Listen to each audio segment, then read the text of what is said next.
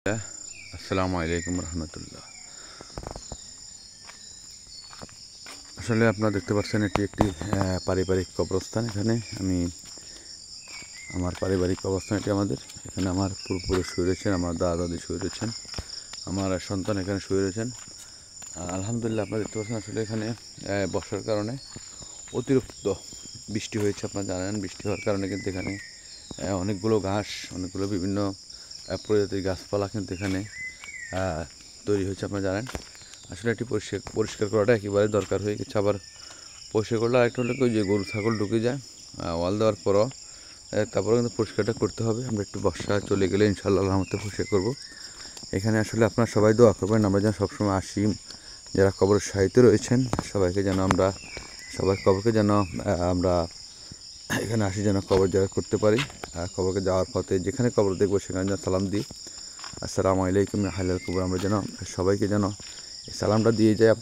আপনারা জানেন যে সবসময় নিজের আত্মীয় স্বজন, পাড়া প্রতিবেশী, ঠিক আছে, যেখানে দেখবেন কবরস্থান চলার পথে সেখানে কিন্তু আপনি সালাম গ্রহণ করবেন, তাদেরকে সালাম দিবেন। আর চলার পথে বিভিন্ন ধরনের মানুষের সাথে দেখা হবে, মুসলিম ভাইদেরকে সালাম দিবেন। আর দেখা মাত্রই আসলে কিন্তু এটি আপনারা জানেন যে এটি আমাদের পারিবারিক কবরস্থান। এটি আমাদের শ্যামগঞ্জ আঠিয়াবাড়ি, উত্তর শ্যামগঞ্জ। আমরা আসলে এখানে সর্বসময় আমি চেষ্টা করি ফজর নামাজের পরে আসার জন্যে। আসলে দীর্ঘ সময় কিন্তু আসলে একটা ভিডিও করতে পারি নাই, বিশেষ করে টানা বর্ষার কারণে কিন্তু অনেক সময় দেখা গেছে নামাজ পড়েই বাড়ি দিয়ে চলে যাওয়া লাগছে।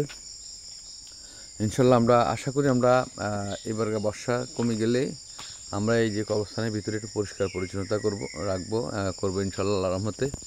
আপনারা আমাদের জন্য, সবার জন্য, আমাদের জন্য দোয়া করবেন। এবং এই যে কবরবাসী যারা শুয়ে রয়েছেন, চিরবিদায় নিয়েছেন, আমাদের কারো মা বাবা, কারো দাদা দাদি, কারো শ্বশুর শাশুড়ি, কারো আত্মীয় স্বজন, কারো ভাই বোন, কারো ছেলে সন্তান, আসলে কারো ফুপু, কারো মা মামি, আসলে সবার জন্য কিন্তু আমরা সবাই দোয়া করব।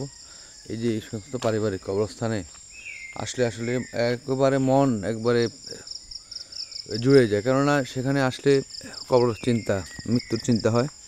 আমরা সবসময় আসতে চেষ্টা করবো ইনশাল্লাহ। আপনারা জানেন, এখানে কবরস্থানে না আসলে কিন্তু আসলে বোঝা যাবে না যে মৃত্যু পরে কী জিনিস হয় বা কী হতে পারে। এখন এগুলা যখন হুজুরা মসজিদে বলে, আমরা চেষ্টা করব ওই সমস্ত কথাগুলো যেন আমরা মানি হুজুরদের। আর তারই সাথে সাথে আমরা সবসময় চেষ্টা করব প্রত্যেক ফজর নামাজের পরের দিনে পরে কিন্তু আমরা আসি এখানে, যেন কবর জিয়ারত করতে পারি, কবরের যে দোয়াগুলো আছে ওগুলো যেন পড়তে পারি। আপনি যাই পারেন, আপনি কিছু না পারেন, আসি এখানে, এখানে আসি, আপনার সালামটা জানান, একটু হাত তুলে দোয়া করেন তাদেরকে, এটাই হলো মেন।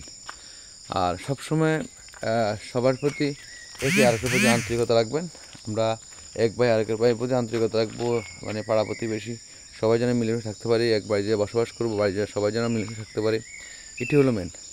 আসলে মৃত্যুর পরে আপনি আজকে আছেন, হয়তো কালকে থাকবেন না, হয়তো এই মুহূর্তে এটা আসরের নামাজের টাইমের মতো, যখন আপনি আসরের নামাজে পড়ছেন সূর্য ডুবে যাচ্ছে, কিছুক্ষণ পরেই মাগরিবের আজান দিবে।